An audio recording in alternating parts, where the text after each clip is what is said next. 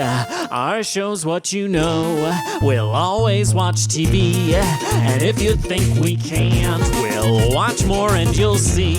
That's why the people of the web believe in Jim from Las Vegas and Jacob from Sweden. Shows what you know, your television podcast, your harbingers of the end of times. Jim from Las Vegas and Jacob from Sweden. We're here to talk about television so we can distract ourselves until it's time to shuffle this mortal coil. Woo! Happy Halloween, Jacob. Yes, happy Halloween. Welcome to our Halloween special. Where we talk about the decline of media and society. I think we do actually have a Halloween special at our website, showswhatyouknow.com. Probably made like 10 years ago or something at this stage, but I remember us going through and picking our top favorite Halloween specials of all time. You can find that at showswhatyouknow.com if you search for Halloween on there. But for now, we will not be talking about spooky things other than the decline of society, as I mentioned. Jim, how's it going? How you doing? Good. I'm hanging in there, watching TV, trying to keep up on all the TV shows. How about yourself?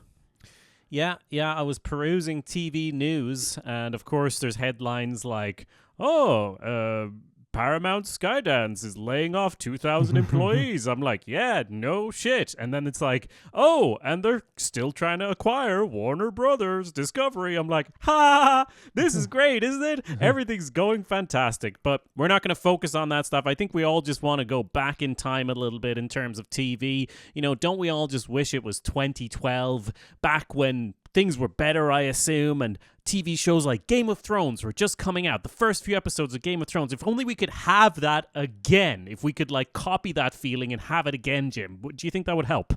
I think it might help. I mean, that House of the Dragon show scratched that itch for people, right? Not me, but maybe other people. Yeah, I did like it. But if only there was another one, If only there was another spin-off show. That's what? What are you telling me? There is one. I mean, I got news for you. But I do have to ask: Is this the the adventures of Potato and Ed or whatever? What was yes, Duncan and Egg. yeah. They very wisely renamed it because the short story is like The Tales of Duncan and Egg, and someone at HBO was like, let's at least put the word night in there. So it's called A Night of the Seven Kingdoms, and we've talked about it before. It stars local boy Done Good, Irish fella Peter Claffey. Big is he a rugby player? What does he play?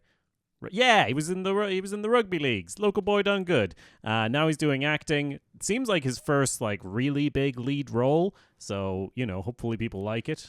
We can continue our endless parade of Irish hunks that have taken over all of Hollywood. Yeah. Now. So, is this connected at all? I mean, is this its own thing? I mean, obviously it's connected. It's Game of Thrones, but I mean, this isn't like a direct spin-off of a character from House of the Dragon or something like that, right? This is a different time period.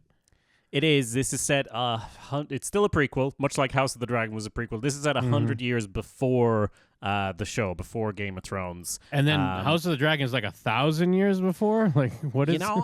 I don't actually know, but it's, I think, more than 100, right? It's definitely more than 100. Let's not worry too much about it. It doesn't matter. I'm just trying to time and place it, if I'm supposed to know, that's, JoJo's brother, Egg, and we saw him in season 2, episode 3 as a backdoor pilot or whatever. You know what? I long for the days of a backdoor pilot than something that has to take place, hundreds of years before the thing we watched. Here's the founding of this is Dunder and Mifflin and how they they came together to start their paper company or whatever the hell.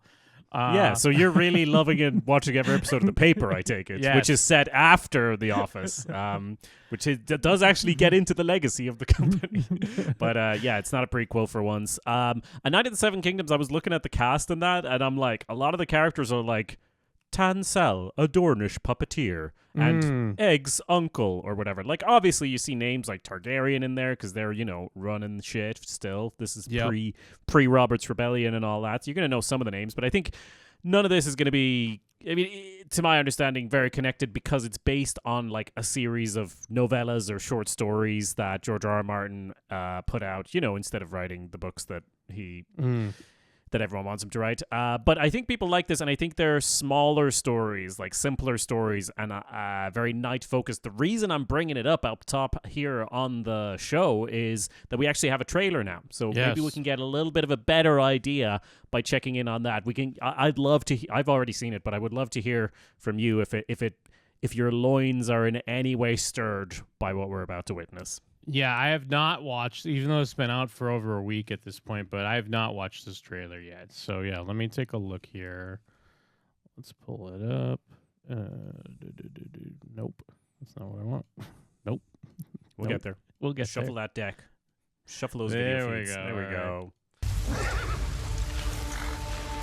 I was squire to Sir Ireland of Pennytree since I was a boy. He charged me to be a good knight, to defend the weak and the innocent, and I swore that I would. Are you Baelor Targaryen? No. Then would you move the fuck out of the way? Sorry. What's your name? Sir Duncan the Tall. Never heard of him. Do you know every knight in the Seven Kingdoms, then? The good ones. If you could bring me to Ashford. Hold on a second. Are you going to say he's Grogu? No, that's what, but I mean, is this going to be a tale of a unwitting hero traveling with a child? Yeah. Well, I mean, I know this might sound like I'm being sarcastic, but I'm fucking fully on board. I love this shit. Like once the wheels started spinning in my head and I realized what they're setting up, I am super on board. Fantastic. Yeah, no, big Mandalorian vibes right now, and that is, I believe, the whole premise. Yeah. I could squire for you, sir. Rob me, and I'll hunt you down with dogs. You don't have dogs! I'll get some. Where? Oh! Boys, stop gaping. Sit to my horse. I'm not a stable boy, my lord. Not clever enough. I know I'm just a hedge knight, but sometimes I think there could be more.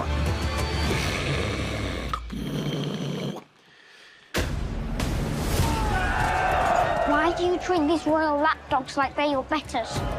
They are my betters. These men have a name. Trading. Not to cut in again real quick, but I'll just want to say some of my initial thoughts. I mean, again, I'm coming across super positive already. I love the vibe of this because if you remember when we were talking about House of the Dragon, and, I watched, I think, like 4 or 5 episodes or something, and it wasn't even bad or anything, but what I was telling you was I was like, who cares who gets the Iron Throne? I don't care about that anymore. We already kind of did that anyways with Game of Thrones. Now we're just doing it in the past. I'm not concerned with bloodlines and all that. So just the fact that the point of view of this, like the tone's already different because we're not with some, royalty, proper. Even though Game of Thrones people, they're still not proper, obviously. It's about how debaucherous and whatever they are. But just the idea of an underdog who's just like a regular dude knight, like I'm fucking in. And then pairing it up with a kid, because I'm all about, like, E.T. is one of my favorite movies. I know it's not quite the same thing, but just I love a movie where Jim? Is it because he's bald? Is that why you're kind of the connection happened? He looks like a sickly little runt that needs help. But whether it be something where it's a kid going on an adventure with like a pet or an alien, or if it's a kid going on an adventure with like a gruff unwitting hero, this shit's checking all my boxes because where something House of the Dragons to me, I was just kind of like, all right, yeah, we get it. Like political intrigue and debauchery and who's going to get the throne. I get that has an audience, but I wasn't that interested. So far I'm on board. Makes sense. That is how we got suckered into watching all of Skeleton Crew because it was supposed to be Goonies in space and it was just shit, which obviously this could be shit as well. But you're right. House of the Dragon, it takes the political intrigue element of Game of Thrones, turns that up to 200%. Like it's all about that stuff plus dragons. There's if you like that, There's lots of it in there. Whereas this feels more like a fairy tale. It's the tale of a knight and his squire, hence the name, right? Yeah. What chance do I have? I have no chance. Falling star brings luck to those who see it. So the luck is ours alone?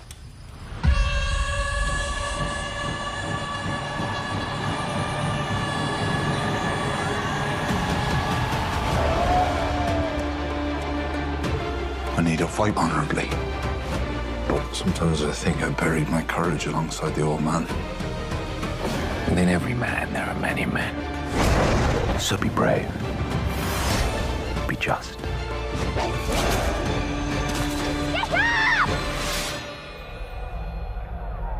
Be tall.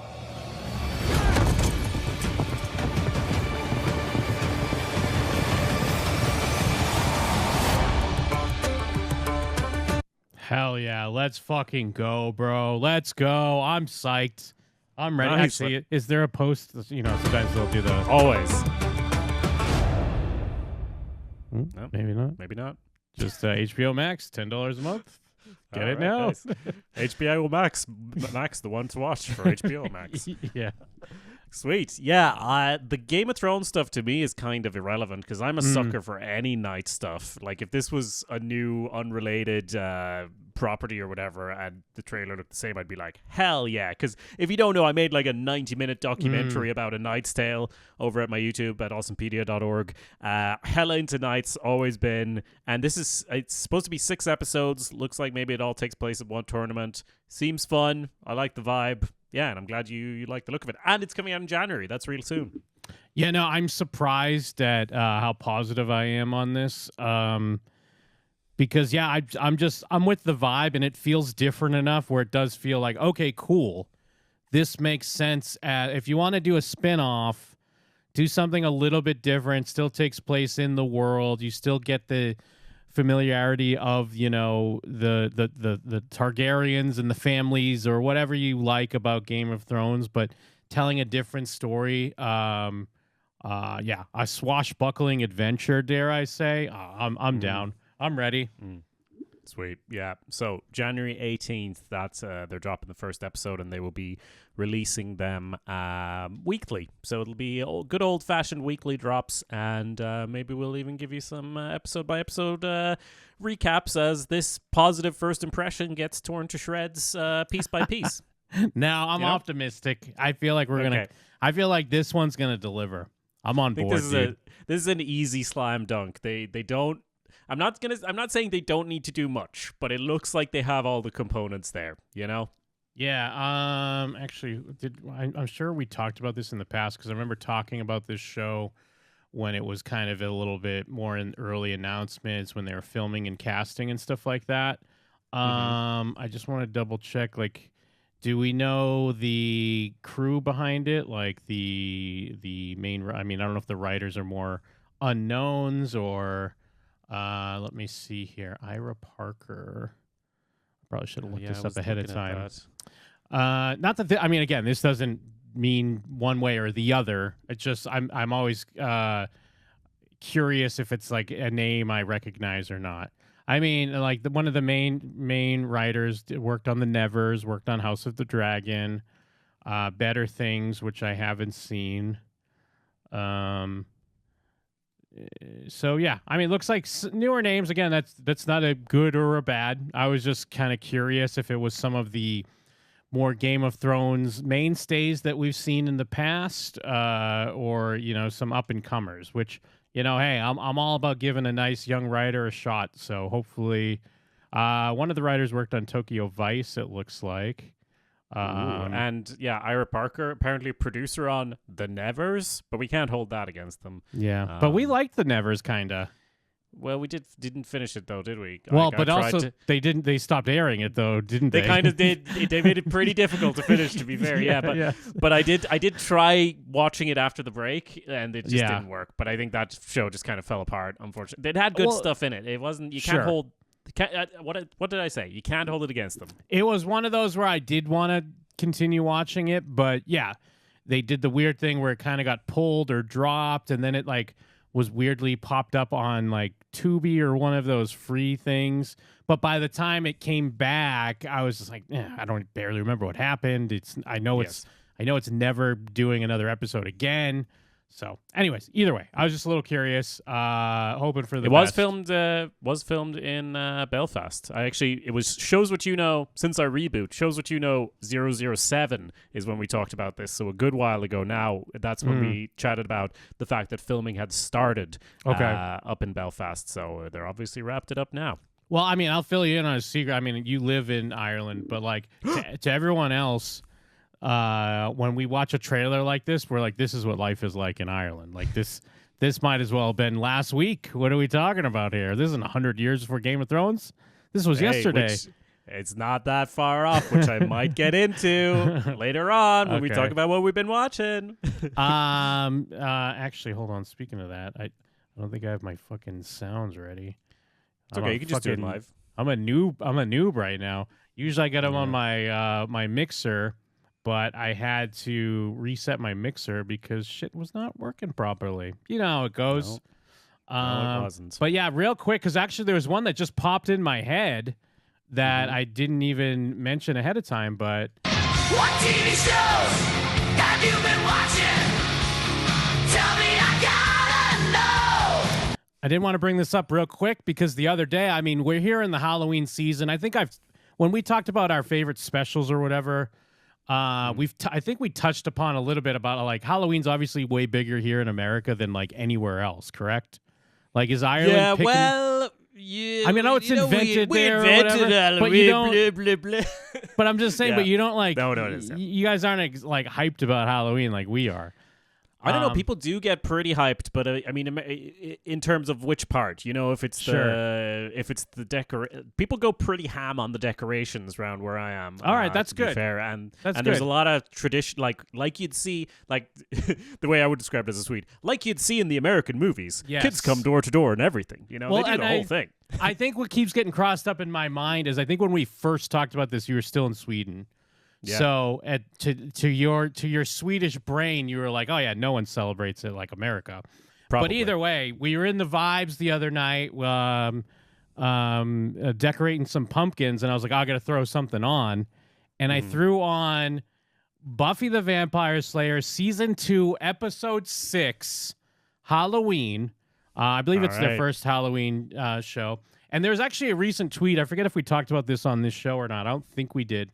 But there was a recent tweet that really nailed it, dude. And it's kind of what our vibe and some of the things we've been talking about is they mentioned how in the era of streaming, like the Halloween episode has gone awry because you don't release shit week to week. You also, it's just going to be dropped whenever the fuck. So you're not making seasonal episodes. So it's a goddamn lost art.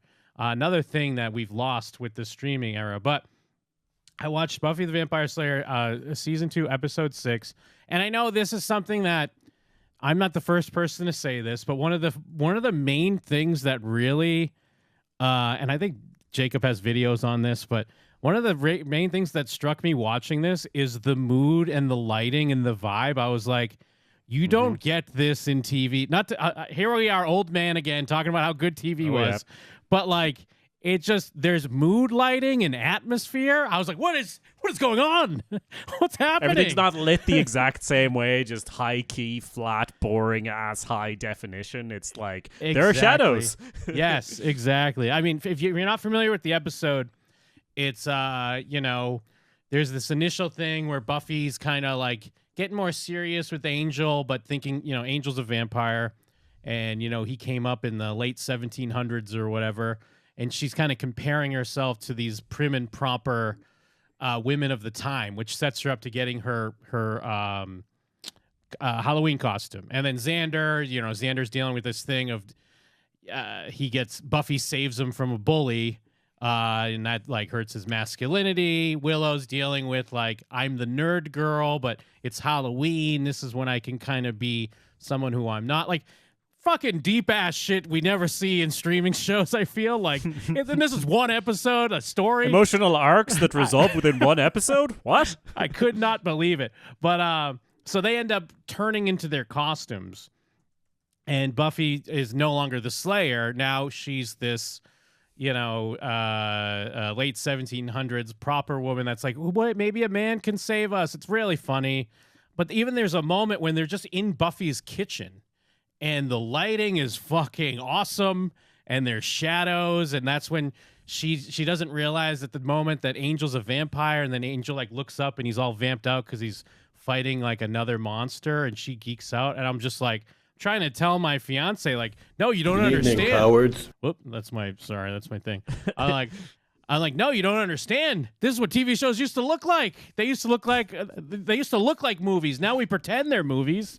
Because it's one Back story. in my day, the TV used to be a big box. It wasn't a flat screen or nothing. Yeah. But no, suffice to say, I loved it. I was like, holy shit, this is great. What an awesome episode of television. I miss Halloween episodes. I miss shows that looked cool like this. I miss standalone episodes. I miss like a nice crew of people that were your friends, like, oh, these are my friends I hang out with every week. It was awesome. About a year ago, I kicked off my Buffy rewatch, and I watched season 1. I did make a video about it, like you said, awesomepedia.org. And then I did continue it, but I don't think we talked about it here on Shows What You Know. So I did watch all of season 2 and like half of season 3, and it stalled a little bit there. And I will say, people always laud season 3, say it's the peak, the creme de la creme. I disagree. I'm like, there are some stinkers in there. There's a few hurdles to get over, just as many as season 2 or even 1, I might even say. So I'm not saying it's bad. I'm just saying I kind of, my rewatch stalled at that stage. I still really enjoy it, but I was like, there's a run of like 3 episodes where I'm like, these are all kind of sad and depressing, and I don't feel like watching this right now, you know? I'm a Buffy outlier, though. Like, I'm the meme of the scene from Tangled when everyone's pointing the daggers, because I think season 4 is better than season 3. And I know that's like crazy. Like, I get it. Season 3, everyone lauds because, it's great. You got Faith, you got the mayor, like the villain's great. It's great. The introduction to Faith's great. And I know season 4, the initiative's not great. Like, the Adam's not a great villain. But the episodes in season 4 are like, there's so many standalone bangers in season 4. I even love Restless. I know you don't like Dream episodes, but I think that's such an awesome episode of Buffy. What about Beer Bad? I think Beer Bad's actually, it's corny, but I think it's a good episode still.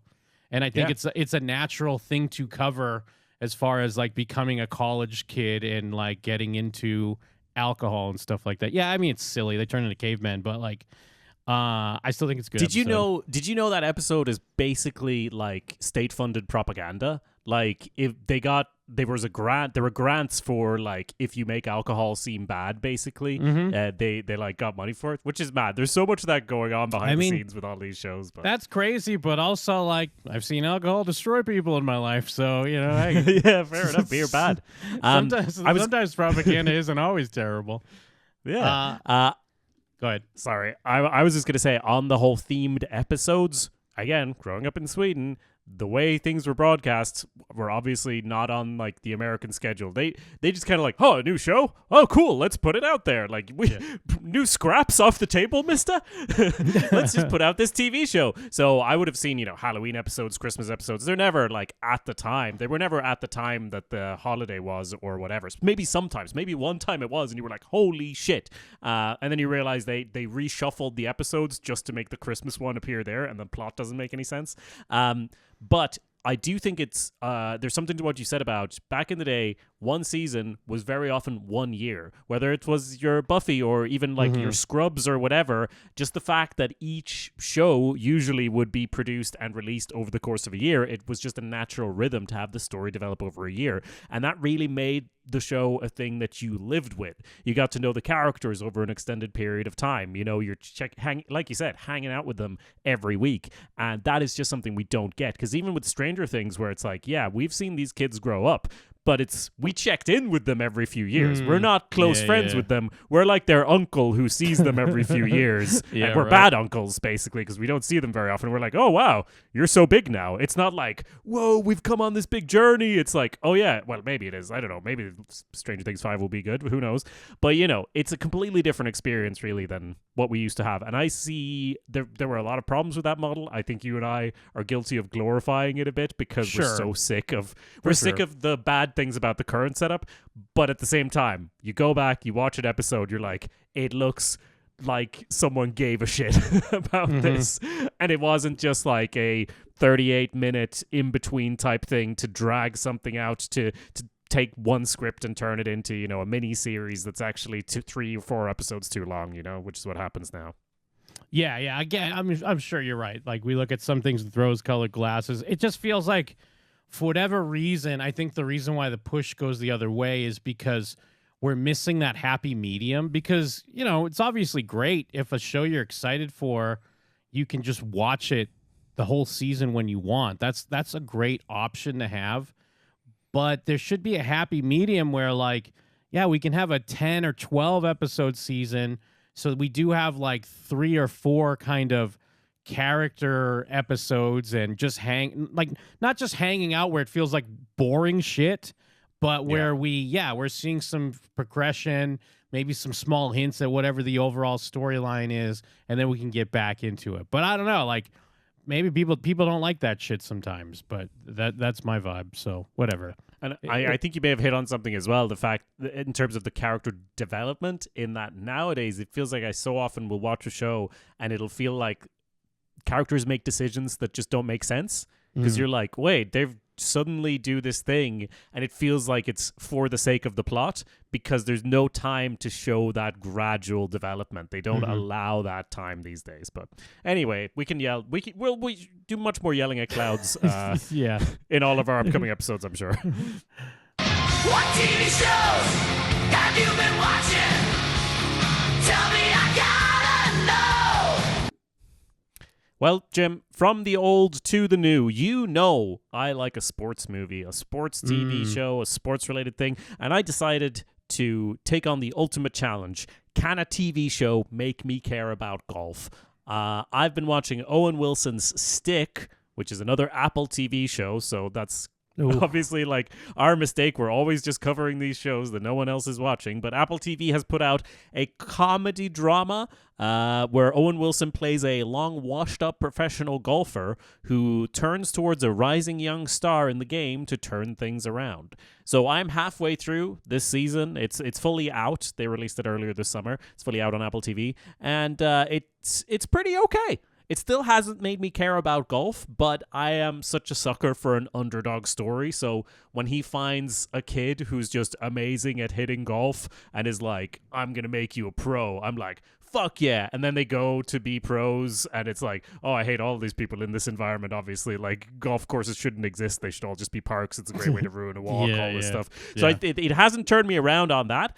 But, you know, Owen Wilson is pretty charismatic in his own strange way, and it hasn't worn out its welcome with me yet. It's funny how it's kind of like some of the drama is almost like on the melodramatic end. It's almost to an almost comedic point, in that, I'll tell you this, both the kid he finds and Owen Wilson, they've both got dark pasts and reasons that they don't play golf anymore since that thing happened, that dark day. Like, that is the vibe of both of these characters, and they meet each other and they're going to go off and, you know, be professional. He's going to turn him into a pro. So that is fun. Is this the Ted Lasso of golf? Is this golf's Ted Lasso, or no? Or is it darker than that?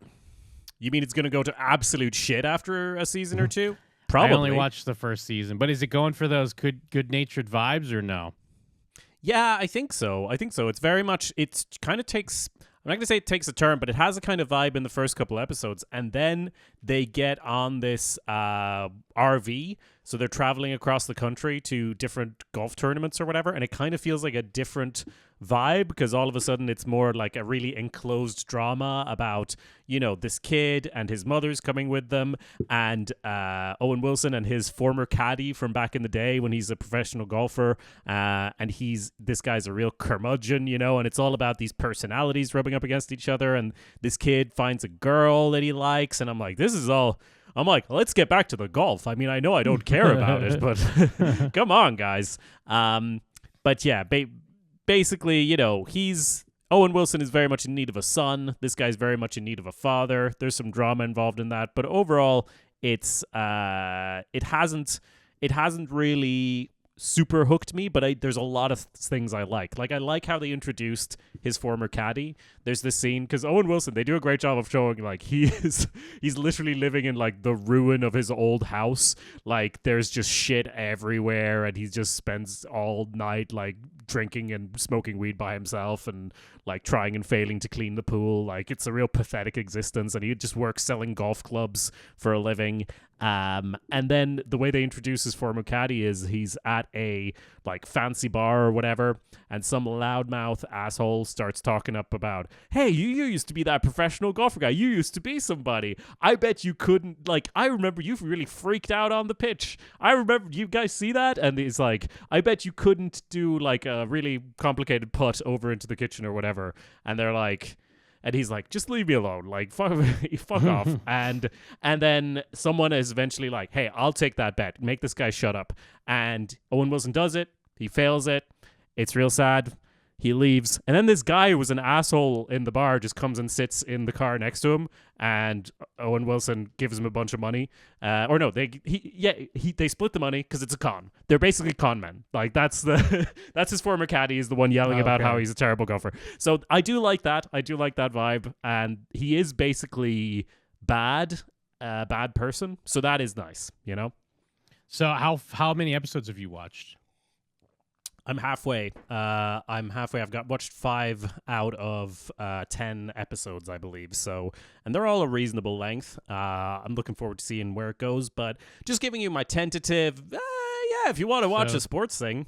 I'm looking at the cast. So Mark Maron's on it, mm-hmm. and looks like the new Buffy's also in a couple episodes. I don't think you've gotten that far yet. Who's also in the lowdown.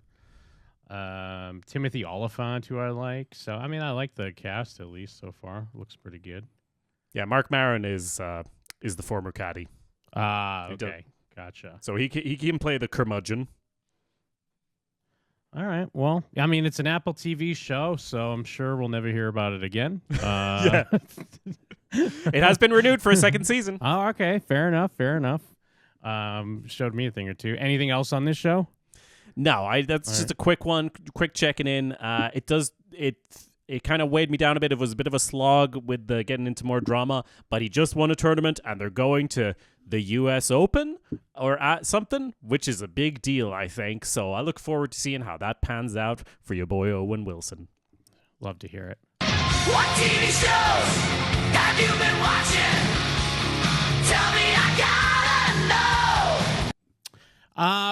You got a real quick check-in. I have another real quick check-in. I did finish up Peacemaker Season 2, which I thought was a very fun ride. What was it, 8 episodes? Yeah, they had 8 episodes. I forgot if I double-checked this or not, but I think they were saying that they weren't going to be doing a Season 3. It was more just like setting up stuff for the DCU. I could be wrong, though. What did they say here? Okay, yeah, no plans for Season 3. DCU strategy, how Deadpool might have appeared. Oh, yeah, there was a rumor maybe he's going to have Deadpool on it. But whatever.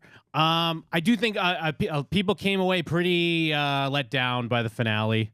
I'm not going to get into spoilers or anything, but I think it's mostly because I think James Gunn had some comments about changing the DCU forever and stuff like that, and never a good thing to do that on your show unless, like, legitimately you're going to have some crazy things happen.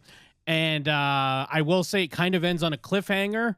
Like, a lot of it was it did feel very standard classic TV finale to me, which makes it seem a little more annoying and underwhelming that it's not because they're going to be doing another season. Initially, when I watched it, I was more upset because I was like, oh, great. we'll see how that is in 3 years when they make the next season or whatever. But now I guess apparently it's more about putting things in place for where the DCU might go, which, I mean, could even be called into question because Warner Brothers might be bought by someone else. And then who knows if they want to continue with the James Gunn DCU once someone else buys it. But that's neither here nor there. I still think overall, very enjoyable watch. I loved the build and the reveals that happened later in the season. I thought there was some good to great moments. I think the character's great. All the characters are great. It is scratching that itch I mentioned with Buffy, where we do have a nice team of close-knit people, which I love to see on a TV show. Everyone kind of plays their own little part, but they are like a family in a lot of ways, which is fun. Again, I guess I'm a little annoyed that they're not doing another season because I don't know if that means it's because things will pop up in other shows or just in movies in general. I do know that as far as the DCU's concerned, we do have a Lanterns TV show. I don't know when that's supposed to premiere, but I know they've been filming it. We have our boy Coach Taylor. Actually, did you ever watch? No, we talked about Friday Night Lights. You didn't watch all of it. Some. No, I've watched some of it, but not all of it. There you go. That's your sports show. I know Coach Taylor's going to be on that, so I'm looking forward to it. But overall, I think I understand the kind of letdown. I wasn't as upset as some people, but it did kind of leave you hanging like, all right, so now what? And then, we'll find out in 5 years. Yeah. We'll find out when I'm dead. I'm only getting older. With the amount of interconnection that they're starting to do, and especially with James Gunn now, like firmly having his finger in all the DC pies, surely Peacemaker will show up elsewhere and the story will continue on, right? Assuming, he doesn't die or whatever at the end of the season 2, right? So if they leave you hanging, you have to assume they're going to pick it up somewhere somehow. Because I mean, he's not like, what were the shit fucking Marvel shows they came out with the minor characters? What do they have?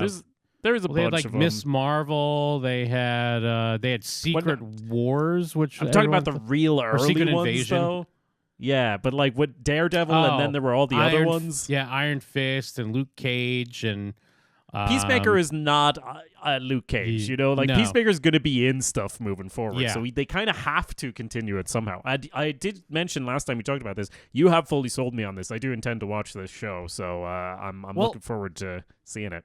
But I think for what you're saying, it's weirdly enough, the positives are what weigh it down, because it's like, oh, I mean, it's cool that we'll see Peacemaker again, but I want to see Peacemaker and his team, unless they mean like... Unless he means he wants to do a Peacemaker movie or something. But even then, that's not even like a great idea or a great fix for this. I feel like Peacemaker is the perfect amount of like unknown character that doesn't need a movie but makes sense in a TV show. And it's not like I'm clamoring to see him pop up in a Batman movie or something like that, Yeah. So, but then I guess I get it because James Gunn is also... he's spread pretty thin, and he doesn't seem like the type that would just want to hand that off and like let some other writer take it over. But I mean, either way, I'm excited to see where it goes with it. But it's also like, oh, you gave us 2 seasons and we really like this team and what's going on, and now it's like, let's see how we're gonna do it in the future. So yeah, Although for all the benefits of old style TV, that was also very much an aspect of like, hey, you get grown to love this team. Get ready to never see them again ever. Not actually. We made that for 3 years, and then we were like, nah, fuck that. Yeah, so that's just gone now. Go write some fan just, fiction. Well, you mean like it got canceled or whatever, like that type of stuff? Yeah, of course. But is one of the members of the team called Waller? Is that one of the people in the team? Well, Waller is she's one of the she's not a member of the team. No, her daughter, like it was a reveal in season 1 that one of the characters is actually her daughter. She's the one that puts together the Suicide Squad. Supposedly she was supposed to have a show, or they're working on a show for Waller. Like there's been rumors on that. But I don't think that's what I saw. A spin-off series, Waller, is in development as part of the DCU, it said. So I was just wondering if maybe that's where they'd sort of continue things on. But who the fuck knows? We'll see. But anyways, just a quick check-in. I still think it's well worth a watch, and then we'll see where it goes from here. What TV shows have you been watching? Tell me, I gotta know. We're flying through our updates today, Jim, and I have one more that we're revisiting, namely the House of Guinness. Yes, that's right. And some dongs. I know some dongs popped up. I think there was only the singular dong. But we were right. discussing, are they going to put it, I think you were like, there's going to be a bunch of dicks in it. And I was like, no, there's not. It's Netflix, man. And then I had to send Jim a dick pic. It was mine. But then I also sent him a screenshot of the show where they insert a dick for class. So if you weren't there on our last episode when I chatted about this, it's a TV show on Netflix, 8 episodes, and it's a historical drama type thing, I guess, and it's about the House of Guinness. It's about I feel like it's directly influenced by House of the Dragon and stuff like that. It's the only reason it's called that. But it's about the Guinness family at a particular point in their development. You know, if you're American, you're like, oh, there's these hella Irish things like leprechauns, Guinness. What else, Jim? What else is an Irish thing? Four-leaf clovers, yeah. Four-leaf clovers. Leprechauns are not the nobody gives a fuck about Munchkins leprechauns from Wizard of Oz. yeah. But okay, we're gonna stop now. Colin Farrell. What else? That movie with Colin Farrell where it's about the death of a friendship and these are the what the fuck is it called? I can't. Banshees of Inisherin. Yes, great movie. It is a good movie.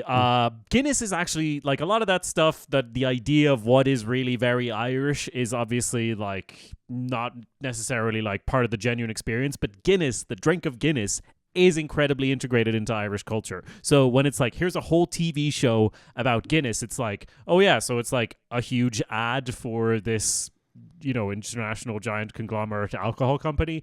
Yes, but it's also actually relevant to the history of the country because they've been massively influential and rich people in the history of Ireland. So is this why you're so anti-beer bad on the Buffy episode? Because I'm too pro Guinness? Maybe. Because Ireland's got you. But I'm sorry, I keep interrupting. It's okay. I actually, you know, I would take any excuse to just talk about Buffy on every single episode, so I never apologize for that, Jim. So I watched the whole thing now. I'd only watched a couple episodes last time. I've now seen the whole thing, and you know what? My enjoyment did increase over time. It was a bit of a wobbly start, but you know what? I would call it a fun romp. They build it as sort of Succession meets Peaky Blinders, but it's nothing like Succession, really. It's more like your Downton Abbey or something, maybe a bit of Peaky Blinders, Downton Abbey. I think someone else said that, and it's a pretty good description. It kind of gets a little bit serious towards the last couple of episodes, and I was like, you know, do we need to get this serious? I guess we do. But until the end, I was thinking, this holds up pretty well on its own. You know, you could call it a miniseries. You don't really need a season 2. And then you get to the end, and kind of reminds me of what you were saying about Peacemaker. There's just like a big cliffhanger ending. And I'm like, oh, okay. Like, you definitely could have just wrapped this up. But Stephen Knight, creator of Peaky Blinders, creator of this show, he's clearly betting that there's going to be a season 2. He said he wants to do a bunch of seasons and bring it up to like modern day-ish type stuff, which is interesting because this is set in the 1860s, maybe 1870s by the end. So that's kind of interesting. It's a bit of a letdown that it just ends with a big cliffhanger. They have not renewed it for a season 2 yet. Has anyone talked to you about House of Guinness besides me, Jim? Because I feel like maybe it doesn't have the buzz to get that renewal. I've not heard word one about it. I assume at the end it's like, you know, this is Roger Coors. And they're like, comes in with a gun. But no. But then again, I mean, I'm trying to think. But no one's mentioned it to me. I guess after you talked about it, I did see a few things like ads here and there. I was like, okay, that's that show Jacob's been watching. Actually, no, you know what? I did mention that I saw that one tweet that was like, ooh, the sexy guys. Like, I watched House of Guinness for the plot, and then it was just like a hunky Irishman. So that's cool. Yeah. It's the cliffhanger, by the way. I'll just say what it is, or the general gist of what it is, because I don't think it's actually a spoiler, because it's just kind of a cliffhanger. Sure. But it ends on an assassination attempt, and it's an assassination attempt that never happened. Like a lot of the stuff in the show, like, okay. and they start each episode, to be fair, and I think this is a legal requirement, but they start each episode going, this fiction is inspired by historical events and people. Like, this is not, they're not saying this is a true story or anything like that. They're like, this is fiction, and you can tell it's fiction. You know, it's less a historical than something like Bridgerton. Bridgerton goes all the way into like, this is an alternate timeline of history, like, and it's ridiculous and over the top or whatever. This is ridiculous and over the top, but also it, you know, stars real people who existed. So it's kind of a weird mix. It's not as extreme as Bridgerton, but because there are real people in it, you're like, it's where is that balance? And for most of it, I don't mind that things are historically inaccurate or lacking or whatever, but sometimes it is like, it's like the creators lack the context to understand what they're doing sometimes, to me. Like, the whole plot of it is about how these Fenians want an independent Ireland, and some Irish reviewer described it as they're dressed like rabid leprechauns, by the way, these Fenians. But like, why do they want freedom?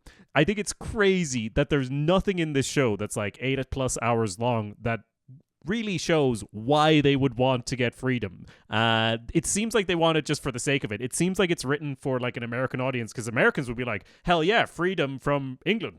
We want that. Like, we're like, it works, but there's just no reference to any of the atrocities committed, even though they spend a lot of time talking about the famine, the Great Famine or whatever, but they never mentioned how it was basically intentional starvation by the British. It's never mentioned that it was sort of an intentional act of genocide. There's no reference to the stealing of land, the centuries of oppression. You could watch it and be like, well, they all seem quite upset for no reason. And it's super relevant because the Guinness family are Anglo-Irish. They are the descendants of people who came over and displaced all the people who had the land in the east of Ireland. So basically, if you look at Ireland on a map, I'll try to keep it brief because I am going to do a real history episode on this, so I won't get too deep on you here, Jim. But if you look at Ireland on a map, the east has good land where you can grow shit, right? That's where you could actually have farms and plantations and whatever. So when Ireland was colonized by the English, they came over, removed all the people who were living in the east, were like, fuck you guys, you can go to hell or to Connacht, was what they said. Connacht is the west of Ireland, where the land is shite. You cannot grow anything out there. So you can either go to hell, meaning we're going to kill you, or you can fuck off there. And this is also part of why there was so much immigration, people leaving it, going to New York and all over the world, of course. But basically, there's no reference to this. And the Guinnesses, of course, are the descendants of the people who came over, took with them their English culture and traditions. They outlawed the Irish language. They made it so you couldn't own property, you couldn't vote, you couldn't get an education, you had to hide your religion, these penal laws that they instituted for centuries. And yeah, it's just not brought up. And I'm like, it's weird because the plot is all about it. Like, if it was irrelevant to the plot, I'd be like, yeah, maybe don't bring it up. But I'm like, the plot is literally about all these Fenians who want freedom, but you never really get into why. And they never really explain why the Guinnesses, what their kind of role historically is in all of this. But yeah, well, I guess I'm probably extra critical because I live here, so I know all this shit. Well, I mean, but also that's a big dub for the Guinnesses, though. Because they just forced all the Irish to be like, no, this is our culture now. We love Guinness. Damn, what a dub. I didn't even realize the dub that they had. And now they got a TV show, and you're watching it like a fool? Yeah. Well, it's a massive dub. And even like thinking about, so, you know, in disenfranchised communities where you have no land, no opportunity, anything like that, it's very easy for people to turn to addiction, right? Alcoholism. Beer bad, Jacob. Beer bad. Alcoholism is, and historically has been, a big problem because, you know, if everything is taken away from you, why wouldn't you drink all day? And so the Guinness is basically rich Protestants who come in and sell this beer that they would not, like, the Guinness family in the show is depicted as sort of walking the line, and they do kind of historically, like, the Guinness family adopts this logo that's this harp that if you've ever had a pint of Guinness, you've seen this harp. I literally have one here in front of me. because it's the most ubiquitous glass in this country. There's a big harp on But the that's Guinness what I logo. mean. That But is their like, logo. why do you not just have? Why would you not have that glass then, knowing all this? No, but Guinness is great. First of all, like taste, fantastic. I'm a All big, right. big fan of Guinness. So, but the point I was getting to is the harp is actually a symbol of Brian Boru. Like it's historically a symbol of Ireland, but they very successfully stole that, kind of slid into it, so that me moving here, I was like, "There's a lot of Guinness stuff everywhere," and I was like, "No, that's actually like the symbol, a national symbol that they just kind of managed to slide in." At the same time, until like not long ago, they wouldn't allow Catholic people to work in their factories. If a factory worker in a Guinness factory married a Catholic woman, they had to quit their job. Like if you're a Protestant, if you were the wrong religion, you're out. And yet they kind of still walk the line more than other. Like they were probably not the worst in terms of families doing the suppression. It's more like their great-great-grandparents were the people who did the Taylor Taconic thing, and then they just sit on all that institutional power. But anyway, as I said, there's going to be a real history episode on this where we get more into it. So, check that out at showswhatyouknow.com. I did think it was a glaring sort of hole in the story that none of this shit is brought up at all. Like one of the Guinness siblings is Anne, the sister Anne. And the show kind of makes fun of her a bit. She's kind of like this detached, noble woman who like doesn't know how the real world works, and she's a bit of a sap. And she gets to have this little epiphany about the poor when her cart breaks down in a poor village. And she basically is like, trying to understand what's this whole famine thing about anyway, And she talks to this village elder woman, and to be fair, they have like the locals be like, who are these rich idiots like coming up in here? But the local people, they never say like, you did it. Like you did the famine. That's why we fucking hate you. And there's a million other atrocities why we hate you. That's just never brought up. The famine is still depicted as like, oh, it's a shame that those potatoes didn't grow. But also, from what you're describing, again, I mean, I'm learning about this now. I didn't know this, but it sounds like maybe that would just be a bridge too far. Like that would be enough, because I mean, what are the surviving Guinness people? Are there like surviving Guinness family members, or what's that? Or would that be a bridge too far? That would bring more of a wrath by the company to be like, hey, motherfucker, like, yeah, I know you're doing this ahistorical thing, but now you're kind of reminding people that how we became who we are, and we can't be having that shit. It would almost seem something like that. I see where you're coming from, but I think they're so integrated into what people think of Irishness, including Irish people. Like it is the most popular drink in the country, and like everybody loves it. Sure. Unless you're very like historical and like, why are we drinking this Protestant swill? Give me a Beamish. Beamish tastes terrible, Jim. That's the problem. But I'm just saying, sometimes when you get too many reminders like that, I mean, especially obviously in this day of social media, like, there's been a lot of great things that people have been reminded of that have like changed the way people react to things. I mean, this is a smaller, not quite the same, but something like, in my realm is of theme parks, Splash Mountain. Splash Mountain was a ride forever. Well, not forever. I mean, since the 80s or whatever.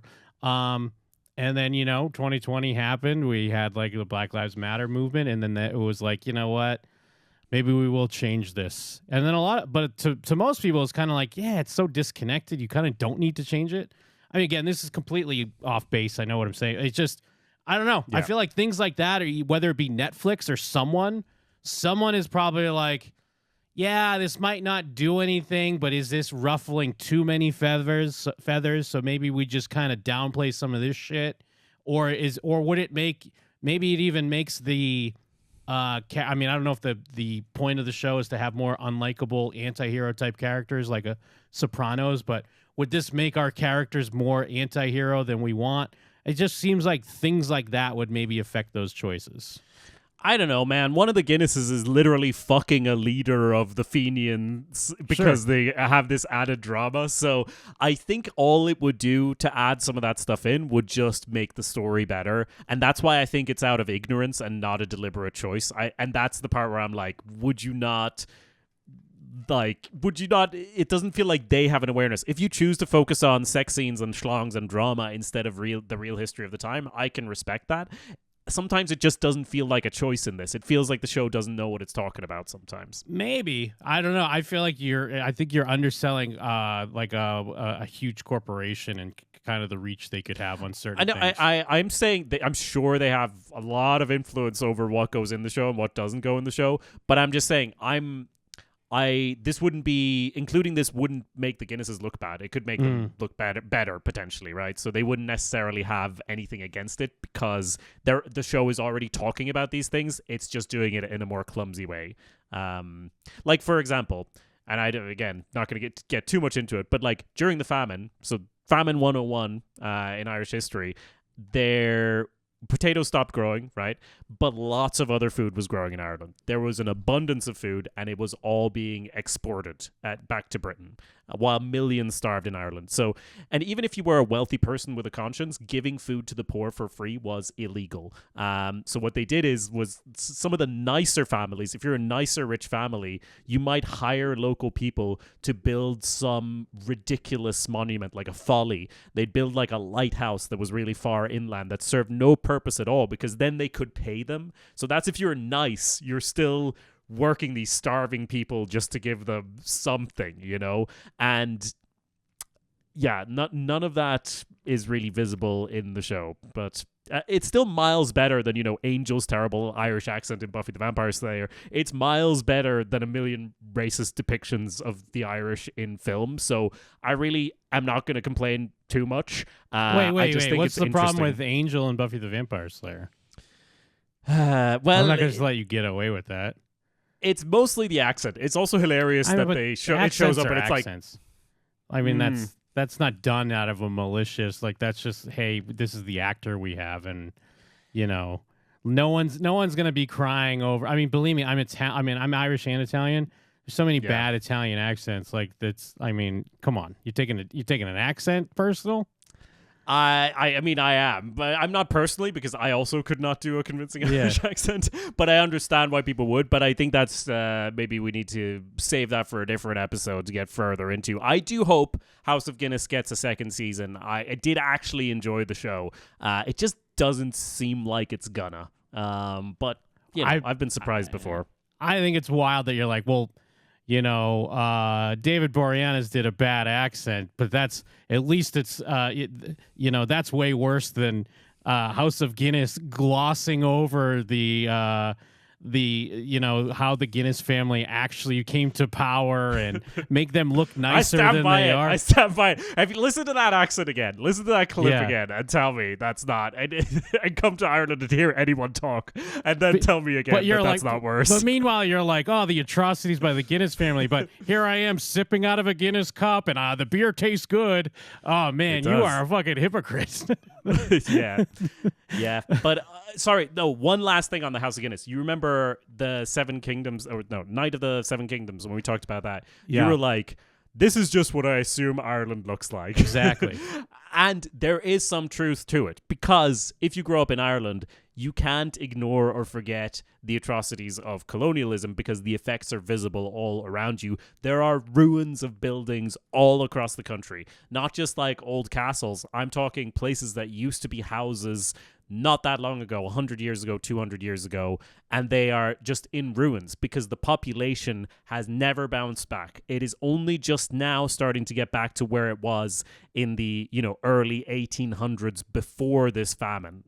So that is a mad fact, that we're only just getting there now. And there's a reason they shot it in Belfast, right? Like, it does have that sort of fairy tale vibe sometimes when you're walking and there's just like an old stone dilapidated building, like overgrown, and I'm like, there's a lot of places I walk and I'm like, it's fucking Zelda Breath of the Wild up in here a lot of the time. So there is some truth to that. Interesting. All right. What TV shows have you been watching? Tell me, I gotta know. Well, Jacob, I think we both watched at least a little of this. There's another Apple TV jam.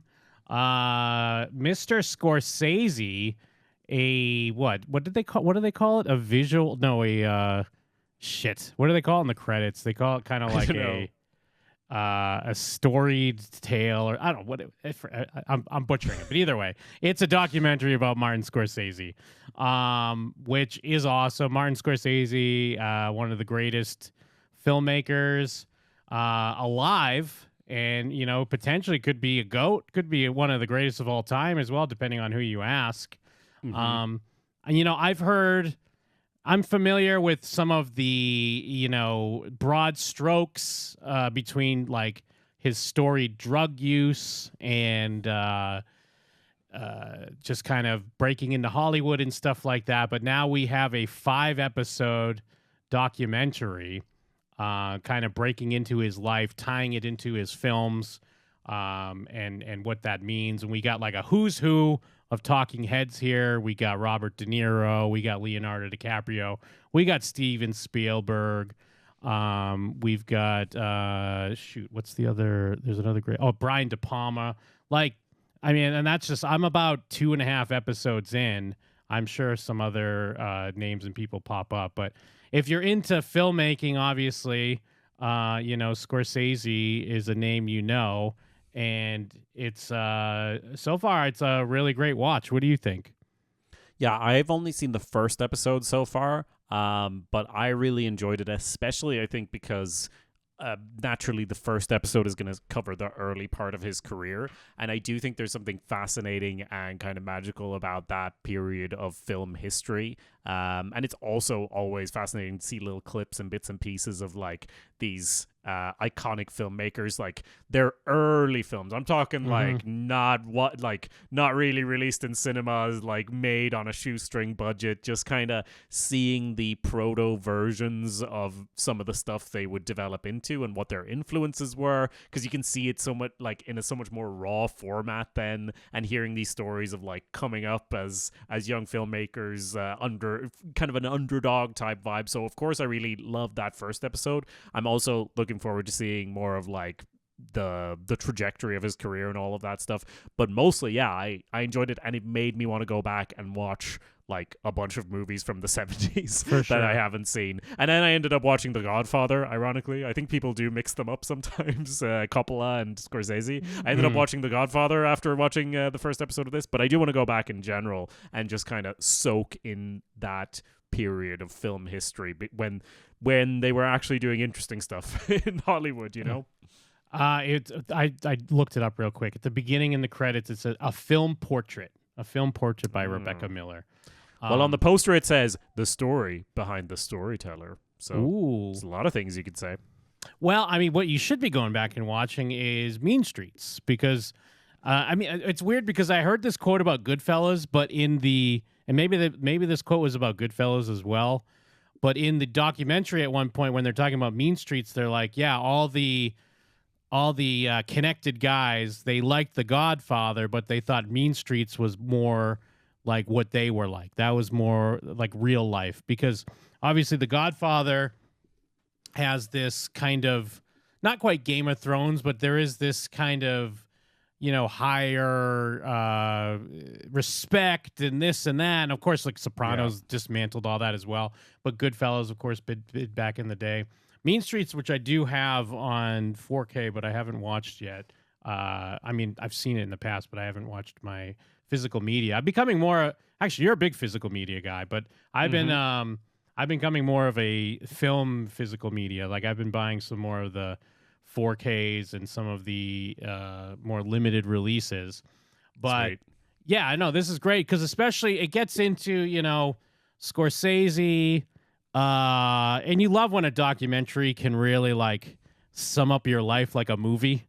Like when they talk about how he was asthmatic as a kid, and the only place that really had air conditioning, because he kind of would struggle to breathe and it was so hot everywhere. But the movie theater, man, was advertised as having AC. It was one of the only places people would just go and buy a movie ticket, don't care what's playing, and just sit there to bask in the air conditioning.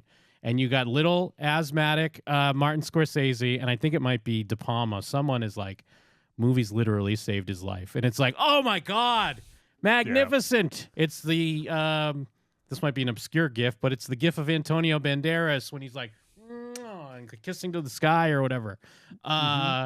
It's funny because whenever I watch a documentary and they do kind of, it feels almost like way too simple and way too on the nose, but I guess that shit happens. And you start to wonder, like, if someone was doing one on your life, what is the thing that would just like slap you on the head and seem like, this is just bad writing. This is not real. This isn't really what happened. I mean, they are a lot of filmmakers involved. In, like all the talking heads are like, screenwriters or whatever. So they're all like spinning a yarn, telling a story. It does sound like one of those like too good to be true type stories. But I have thought about that because I've obviously been doing more like vlog style YouTube videos lately. So I'm like, how do I turn this into a story? How do I make this more interesting than my boring ass life? And they definitely managed it in this doc so far. But so the first episode, as I said, they cover his very early career. Where have you gotten to like halfway through the show? Or I guess it's the show. Yeah, I'm through. Yeah, because I'm through like halfway through episode 3. So we're at the point of King of Comedy, which is early 80s. Yeah. So, I mean,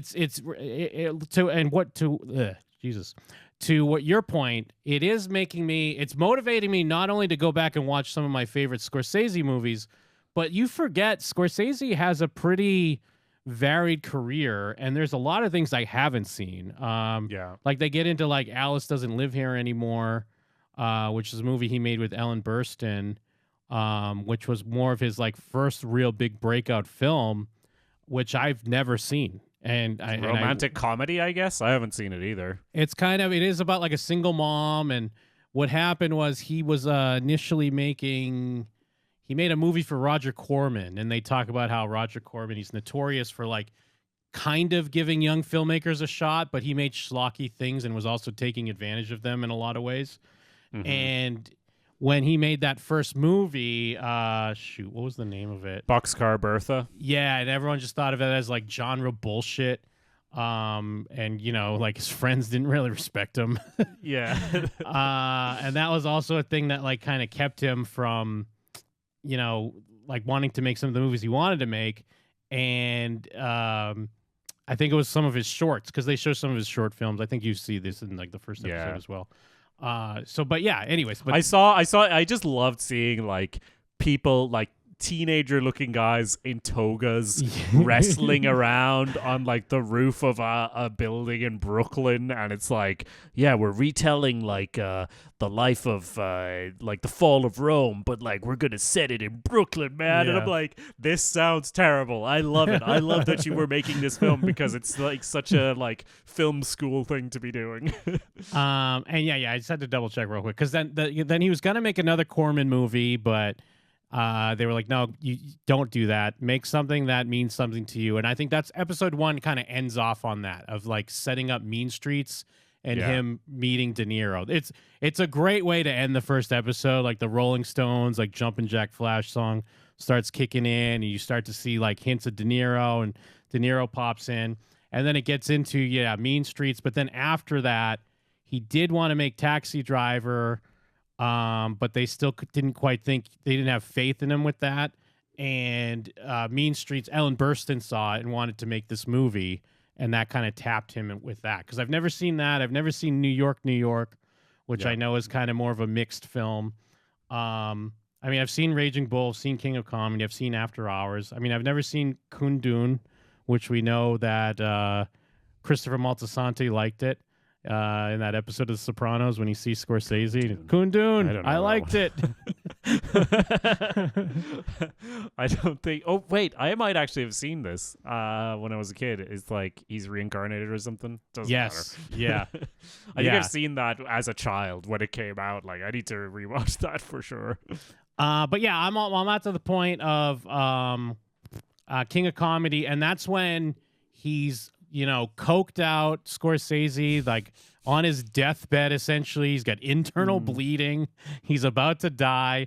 Actually, no, I'm sorry. That's Raging Bull, because he doesn't. It's amazing to hear about these things like Raging Bull, a fucking amazing movie. To me, it's like a trademark of Scorsese. And he's talking about how he didn't want to do it. He's like, no, I don't want to make that movie. What do I know about boxing? Like, what are we talking about? And De Niro's in there telling him, no, we got to do it. And it was similar with King of Comedy. he's like, no, we should do this movie. And Scorsese's like, no, I don't want to do that. He's trying to make Last Temptation of Christ, and he's trying to make Gangs in New York back in the early 80s, which is wild. But again, yeah, it just got me excited to revisit movies of his, but also watch a lot of these movies that I haven't seen that have been kind of like my blind spot with Scorsese, because it really is. I remember when, was it last year when Killers of the Flower Moon came out? Or was it, no, it was 2 years ago maybe at this point. When that came out, I was like, I got to go see it in theaters. And I met someone online or something. I was like, oh, no, it's like 3.5 hours line. I can't do that. And I'm like, bro, we have like a few Scorsese movies left that you could see first run in the theater. I don't care if it's 6 hours long. You're going to see it. Yeah. I still haven't seen it. So. Ah, you piece of shit. Yeah. Saw The Irishman. Yeah, no, I want to watch more of this, and it definitely got me in the mood to rewatch a bunch of movies by Scorsese, watch some of the ones I haven't seen, and also watch more movies of that era, in particular the 70s. I went to the top grossing films of 1972 because that's when The Godfather came out, and I was like, what else came out this year? And I'm like, a comedy directed by Peter Bogdanovich, you say? I might need to check that out. What's up, Doc? I've never heard of this. And I just kind of need to dig into some of this stuff, I think, to remind myself what cinema can do, Jim. Yeah. In these waning years of entertainment as it all crumbles around us. And one of the most fascinating things out of the 70s, I mean, outside of just Scorsese, is just the idea that, like, a group of friends was like George Lucas, Martin Scorsese, Steven Spielberg, Francis Ford Coppola, Brian De Palma. Like, these dudes were just hanging out, and they were all like, whatever, college or, shortly out of college, showing each other their short films, kind of shitting on each other, probably pushing each other in the right ways. Like, there's like fabled stories of, Lucas showing them an early cut of Star Wars, and De Palma's like, that's a piece of shit, go fix it. Like, that's like, I mean, obviously, I love the Scorsese documentary, but I want more stories of that, because that's just so crazy to think about. And they're all kind of unsure of themselves in a weird way. Like, oh, I suck. These guys are so much better than me. I'm a piece of shit. Big Jim and them 48 film festival type vibes, cranking stuff out. It's just like you were saying with the Peacemaker, right? Like, you want, and Buffy, you want to see a crew of people come together and ideally make something, do something, and yeah, that's always inspiring. It's kind of like, Tolkien and C.S. Lewis hanging out, all that crew were all hanging out as well, like every fantasy writer, like churning out these instant classics. You're like, what the fuck? It's kind of like you and me, Jim, and I kind of see it seems very similar. Like, I'm sure they complained about historical accuracy and stuff. And what's really fascinating to me as well is, like, I'm very interested in what the thoughts of, say, like a George Lucas and Spielberg would be, because they touch on it a little bit in the documentary that essentially their films killed the vibe of the rest of, like, Jaws and Star Wars ushered in Changed the blockbuster. everything. Yeah. Yeah. And when they put these blockbusters out, the idea was like, well, we don't want these auteur-driven, like, we want to make fucking a bunch of money. So, because that's why even... And that was the 80s then, Yeah, right? So is it like, is Spielberg apologizing profusely when he hangs out with them? But I'm literally that is why I'm like, I need to go back to the 70s, because it was this new cinema movement. They were all watching French films from the 60s, and they were like, fuck, we could do things, we could do weird things. And then they ended up making like just pieces of genius and pieces of shit right next to each other. And then in the 80s, as you said, it's like, oh, we can have stereo sound in movies, and we can have better sound systems and louder sound systems. Let's put music everywhere and have montages. And like, there's the 80s movie obviously has gotten a lot of love over the years. I feel like it never really people haven't backlashed against it because there's so much nostalgia wrapped up in the 80s, and I don't think that's wrong, but it is one note. It is one note of storytelling, and it's that note of the blockbuster that came out of Jaws and all of that stuff. It's sort of the development of that, and everything else kind of went away during that decade. And then in the 90s, it's like, hey, maybe there's cheaper cameras, and suddenly Yeah. people could make cheap. Then we got Clerks and Kevin Smith and all that shit happening again. And then again with the digital stuff, now you can make stuff. But in terms of budget, we're still just going towards as many blockbusters as possible. Everything has to make $1 billion. It costs $500 million to make and make $1 billion. And we just want more mid-range budgets films. But sure, look, we can't have it all. Well, it's weird because we are getting it, though. We're just getting it on streaming, and it's usually kind of subpar. Or it's just hard. Like, it sounds weird to think that it's kind of harder to find, but it's harder to find because there's so much now. Like, it's just, you're inundated with releases. But hey, this is a that's whole why we're here, Jim. Yes, that's why we're here, to separate the shit from the, what did I say? The pieces of shit from the pieces of art. That's our new tagline. But yeah, if you're not watching it, I highly recommend. Even if you're not a Scorsese fan, if you're just a fan of filmmaking, storytelling, I mean, if you are any of those things, I'm sure you're a fan of Scorsese. But either way, it's well worth a watch. And yeah, I'm about halfway through. Sweet. Yeah, I'm gonna keep watching it. But I think that's probably all we have time for, unless you want to do another quick take on something today, Jim. No, I think that's good. I think that's about the size of it. We mentioned Gangs of New York. The latest episode of Real History at showswhatyouknow.com is about gangs of New York and the actual history behind that. I didn't a lot know of this. Irish stuff in there, of course, because obviously it's all about Irish immigrants coming over and forming gangs. So we talk about the actual history behind that. It's available right now at showswhatyouknow.com. And we're going to put one out about House of Guinness as well. We're actually recording that this coming weekend. So going to be popping that out for Real History. But you can also find our, I dug it up, I think, our best Halloween TV episodes of all time, which we posted in 2017, Jim. Oh, shit.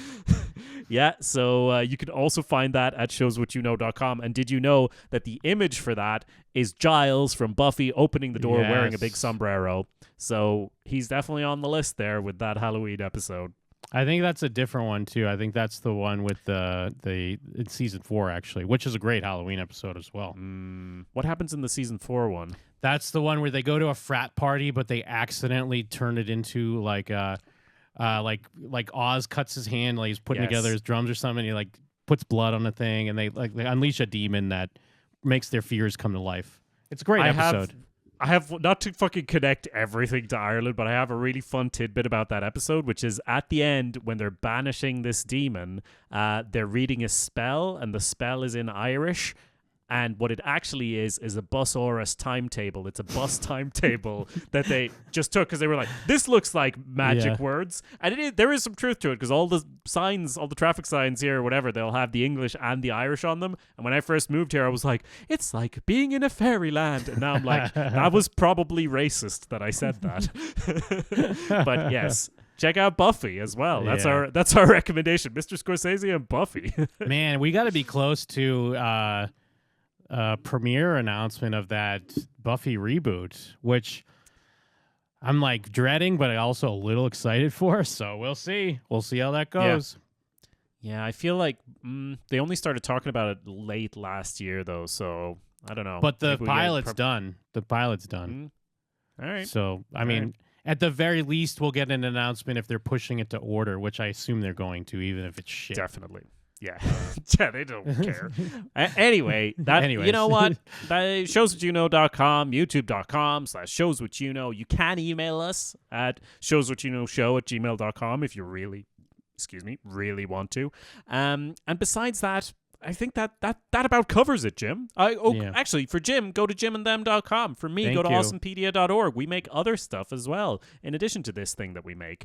And besides that, I think we can only say, as we always do, shows what you knew. New. Thanks, everybody. Cheers.